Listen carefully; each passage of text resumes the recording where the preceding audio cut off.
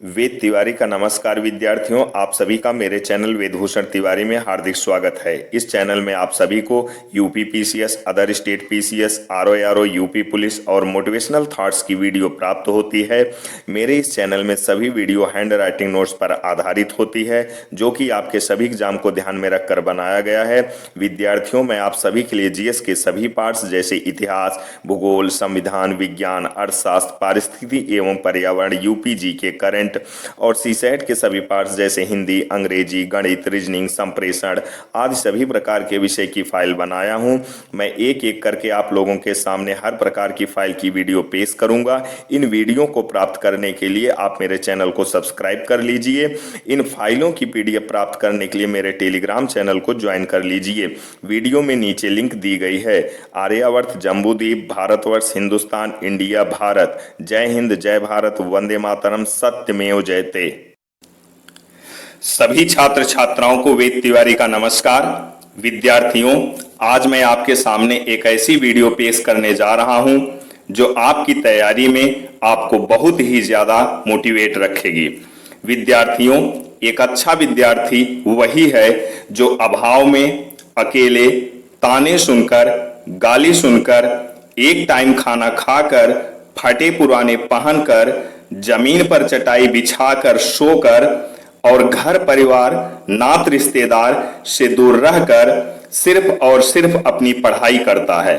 तो आइए वीडियो देखते और ध्यान से सुनते हैं। पढ़ाई, पढ़ाई, पढ़ाई। या तो टेक देना घुटने सपनों के आगे हार मानकर, या तो सपनों को अपने आगे झुकने पर मजबूर कर देना। खुद पर काबू पा लेना ही मनुष्य की सबसे बड़ी जीत है। खो जाओ अपनी पढ़ाई में, डूब जाओ अपनी किताबों में, कुछ बन जाओगे तो सब पूछेंगे, ऊपर उठ जाओगे तो सब पूजेंगे। दहकती हुई आग न सही, एक चिंगारी ही जलाए रखना। 8 घंटे पढ़ाई न सही, 2 घंटे ही बनाए रखना। मरना नहीं है, रण छोड़ना भी नहीं है, खुद पर विश्वास बनाए रखना है। एक चिंगारी लगातार जलकर सब कुछ खाक कर जाती है। तुम भी एक चैप्टर रोज पढ़ाई में बढ़ाए रखना।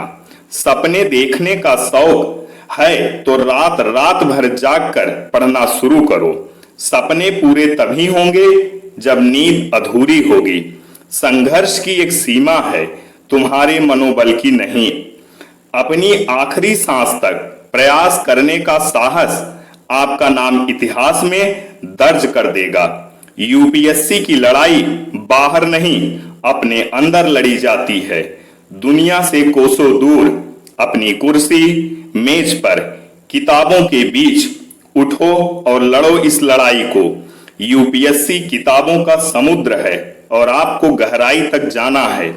सुबह पढ़ो, दोपहर पढ़ो, शाम पढ़ो, रात में पढ़ो, जरूरत पड़ी तो सारी रात पढ़ो। जब तक पास न हो जाओ, दिन दूना और रात चौगनी पढ़ते रहो, पढ़ते रहो, पढ़ते रहो, पढ़ते रहो। विद्यार्थियों, इस वीडियो का उद्देश्य यह है कि आप ये ना सोचें कि आप ही हैं जो इतनी गरीबी, परेशानी या इतनी उम्र में पढ़ रहे हैं। आपके जैसे लाखों लोग हैं। अर्थात इस समय हमारी परीक्षा किस तरह की पढ़ाई या तपस्या की मांग कर रही है। तो आइए वीडियो देखते हैं और ध्यान से सुनते हैं। प्लीज आप इस वीडियो को पूरा देखें। देखने के बाद आपके मुंह से यही जवाब निकलेगा कि ऐसी वीडियो आज तक न कभी देखी और ना सुनी। जब दिनों, तारीखों, महीनों, मौसम, शरीर, स्वास्थ्य, नहाने धोने, कपड़े, दाढ़ी बाल, सोने जगने, खाने पीने, आने जाने, मिलने जुलने, शादी विवाह, त्योहार, उत्सव, मनोरंजन, जन्मदिन, हंसने रोने, खेलने कूदने, अपने पराए, दोस्त दुश्मन, सुख दुख, मोह माया, धन दौलत, घर परिवार, समाज, सुंदरता, उम्र आदि का पता न रहे तो समझो कि पढ़ाई लिखाई अच्छी चल रही है, एक तपस्या की तरह। आजकल इसी तरह की पढ़ाई की आवश्यकता है। विद्यार्थियों, हमारा देश हिंदुस्तान ऋषियों मुनियों का देश है, अर्थात हमारे पूर्वज ऋषि मुनि थे जो अपने लक्ष्य को प्राप्त करने के लिए 10-10 हजार साल तक तपस्या करते रहे। वाल्मीकि जब तपस्या कर रहे थे तो उनके कमर के नीचे का शरीर पूरी तरह से दीमक खा गया था, पर वो तपस्या उसी तरह से करते रहे। ऋषि मतंग सबरी से कह गए थे कि राम तेरे द्वारे अवश्य आएंगे, और सबरी कई सालों तक सिर्फ और सिर्फ राम की प्रतीक्षा करती रही। विद्यार्थियों, अंत में सारे ऋषि मुनि अपनी तपस्या से अपना लक्ष्य प्राप्त करने में सफल रहे, और सबरी भी राम का दर्शन करने में सफल रही। तो विद्यार्थियों, आप अगर ऋषि मुनि की संतान होकर 12 से 15 महीने तपस्या नहीं कर सकते तो हमारे पूर्वज ऋषि मुनि का एक प्रकार से अपमान करना हुआ। विद्यार्थियों, आप 25 साल के हो, 35 साल के हो या 45 साल के हो, मायने ये नहीं रखता है। मायने ये रखता है कि आप तपस्या कर रहे हो, क्योंकि अब की पढ़ाई अर्थात इस समय की कलयुग की पढ़ाई को हम पढ़ाई का नाम नहीं बल्कि तपस्या का नाम देंगे। और तपस्या में समय लगता है, तब लक्ष्य प्राप्त होता है। आपका धैर्य बताता है कि आप एक जिला चलाने के काबिल हो, अर्थात डीएम बनने के काबिल हो। विद्यार्थियों, ये जल, थल, पावक, गगन, समीरा, सूर्य, चंद्रमा, तारे, दिन, रात, चारों दिशाएं, पशु पक्षी, जीव जंतु, कीड़े मकोड़े, पेड़ पौधे, इस ब्रह्मांड की सारी वस्तुएं, सारे प्राणी यही चाहते हैं आप अपनी पढ़ाई अर्थात तपस्या में लगे रहो। विद्यार्थियों, पढ़ाई का मतलब या अर्थ यही है कि पढ़ाई या तपस्या के दौरान हमें किसी भी तरह का कोई सुख नहीं करना है। हम चाहे राजा के बेटे हों या रंग के बेटे हों, पर किसी भी प्रकार का कोई सुख अपनी इस तपस्या के दौरान नहीं करेंगे। हमारी प्रकृति यही कहती है कि पढ़ाई में सुख 100% वर्जित है। जिसने सब्र किया वही सबरी हो गया, और जो सबरी हो गया उसे ईश्वर के पास जाना नहीं पड़ता, ईश्वर स्वयं उसके पास पहुंच जाते हैं। विद्यार्थियों, कुछ दिनों तक आप लोग सबरी बने रहो, लक्ष्य स्वयं आप तक आएगा। विद्यार्थियों, भगवान मर्यादा पुरुषोत्तम श्री राम से ज्यादा न कोई सुंदर है और ना कोई शक्तिशाली है और ना कोई धनवान है।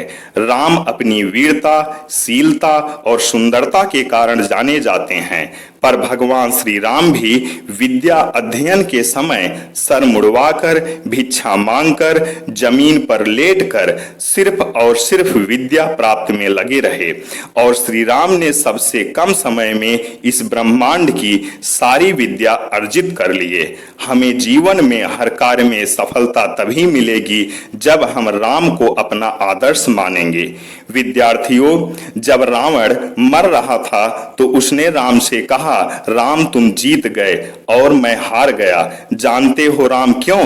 क्योंकि राम तुम्हारा भाई तुम्हारे साथ है और मेरा भाई मेरे खिलाफ। यही बात पूरी दुनिया के 99 यानी 99% लोग जानते हैं, जबकि रावण ने यह नहीं कहा था। रावण क्या कहा था आज हम आपको बताते हैं। रावण ने कहा, राम तुम जीत गए और मैं हार गया, क्योंकि राम तुम्हारे पास एक ऐसी चीज है जो मेरे पास कभी नहीं थी, और उसी चीज के कारण राम आज तुम जीत गए। राम मुस्कुराए, उन्हें पता था वह क्या चीज है। विद्यार्थियों, वह चीज चरित्र था।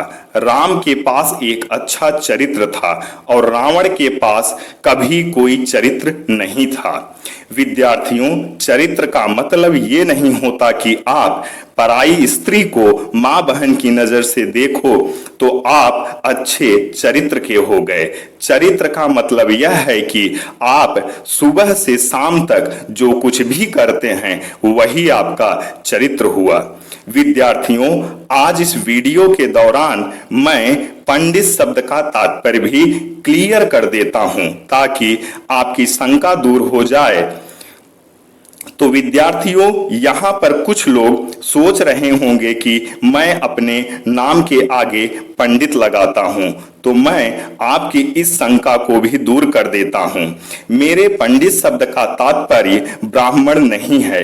मेरे पंडित शब्द का तात्पर्य वो है जो श्री कृष्ण ने अर्जुन से कहा था। श्री कृष्ण ने अर्जुन से कहा था कि पंडित शब्द का तात्पर्य किसी विशेष जाति या धर्म से नहीं है।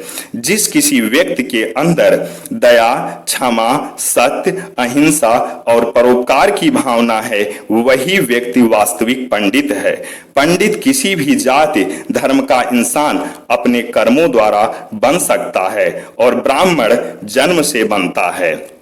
विद्यार्थियों, वीडियो अच्छी लगी या नहीं कमेंट करके जरूर बताएं। और हाँ, मंत्र बोलने वाले होठों से अधिक पवित्र दान करने वाले हाथ होते हैं। अर्थात इस वीडियो को अधिक से अधिक दान करें, यानी लाइक, शेयर और सब्सक्राइब करें। आर्यावर्त, जम्बूद्वीप, भारतवर्ष, हिंदुस्तान, इंडिया, भारत। जय हिंद, जय भारत, वंदे मातरम। सत्यमेव जयते। Best of luck.